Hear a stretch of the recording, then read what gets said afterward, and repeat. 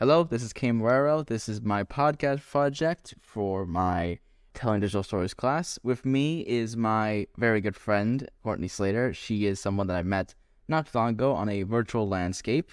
So, Miss Slater, how are you doing today? Not too bad. I'm doing okay. Yes, okay.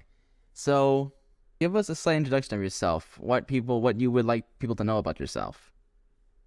I am a crackhead of a person who loves to make people smile. Very creative person. Love any form of design and art. I have a big love for anime. Now, as much as I would like to talk about what makes you happy, today we're kind of going to focus on some of the other aspects to help us understand. Well, everyone has gone through a certain problem that they have to deal with. What would be that kind of problem for you? What's the kind of thing that you feel you'll just never get away from? Well, there's two. There's obviously the fact that I'm dyspraxic. That is something I'm born with. So I'm not going to get away from that. Probably a little bit of abandonment trauma. Okay, let's start with your dyslexia. So how do you feel that is problematic for you? Like, it's something that affects my day-to-day life. Just like someone with dyslexia who might struggle with like spelling or anything else that comes with dyslexia. Dyspraxia has its own sort of set of traits and struggles that I have throughout the day. Like for an average day for me, I have to watch out for my depth perception, my sense of direction, my hand-eye coordination. That is the main part of the disability. It's that those don't function normally. What also comes with it is sometimes struggling to regulate your emotions, time management, poor organization, frequent burnout, not being able to block out background noise. Struggles that could really affect anyone like quite harshly if they are in like a workplace. Especially the organization thing. That one's a struggle every day. Do you feel this mainly affects you in real time though? Because from the conversations me and you have, it doesn't seem like it plays a big factor in what we do.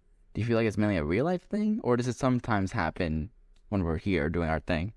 I think there's been like once or twice where I've like forgotten something that you've asked me to do or whatever, and that's completely unintentional. But it's like probably because I haven't wrote it down, or if I have, I forgot I've written it down. So I'm still waiting for those two, by the way. I'm still waiting for them. The other topic that I kind of want to talk to you about was the unfortunateness of how trauma can affect someone. So give a slight summary of like how trauma's affected you. for a long time, I didn't sort of acknowledge that it was trauma and just continued on my day like anybody else would until like a lot of stresses happened in my life, which has been recently, unfortunately. It's when it all kind of came to surface and started affecting me, and it's like it affects how you perceive things, if you get what I mean. Like, someone could view a situation where it's completely harmless to someone outside of trauma, but if this sort of situation as something that's similar to what happened to the trauma, it can be seen as kind of like a threat, or it can give me strong emotions like I feel down or get into a bad headspace of feeling worthless and so on. Most of the things that you kind of dealt with now, it mainly comes from two things. What comes from your dad, that's one of them, and the other one has come from a person that you think has an interest in your partner, but it's really not. But like you said, it's like it's the trauma getting to you. Like you're perceiving it as something that's probably not actually what's happening, but unfortunately it can't be helped due to what you've experienced, right?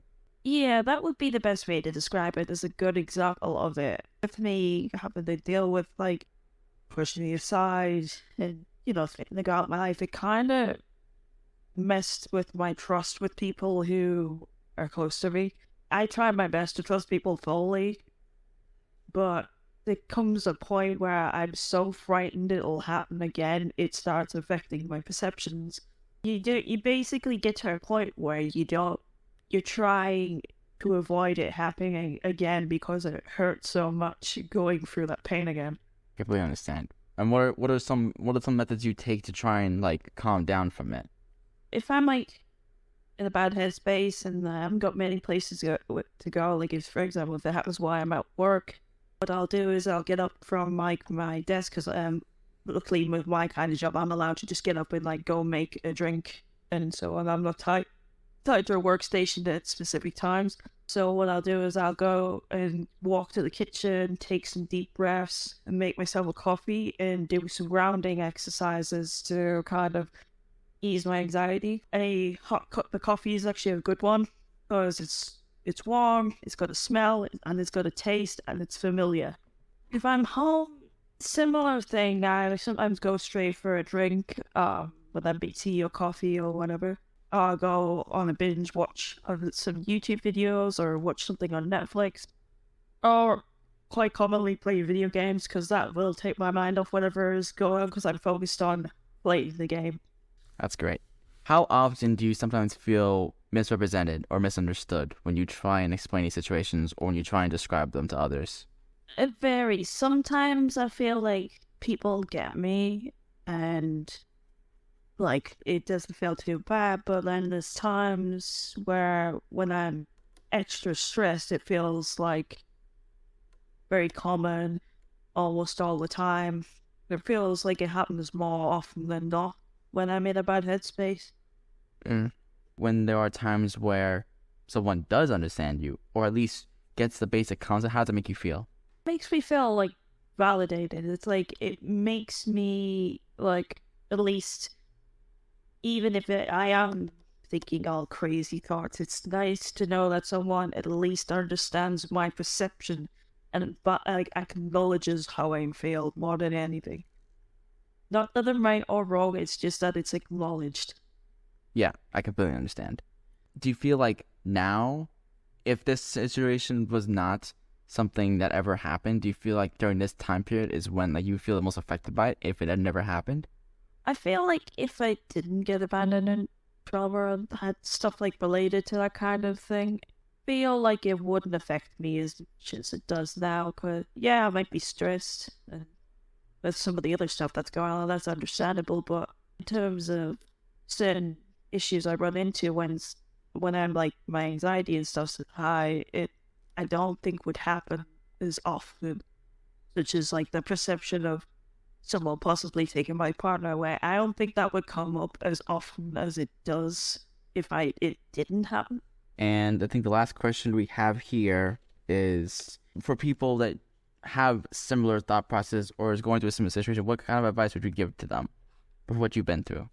Speak out. Definitely find your like a person or a group of people you want to like talk to and vent to, people who you can trust. I know that's harder to like do than like, you know, Easier said than it's a done. lot harder to, yeah, it's easier said than done. It's like, it really is.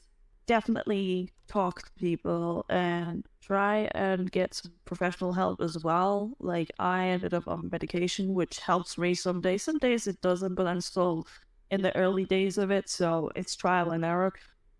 You know, there is options out there to help you, and I would advise anyone to at least try them, find what works for them. Yeah. And I have a thing that you can try. You can try and do those two things for me so that the next time I bump into you, I don't have to complain. What would they? Alrighty then. Thank you, Courtney, for stopping by. And that is the end of the podcast. So thank you guys for watching, and we'll see you next time.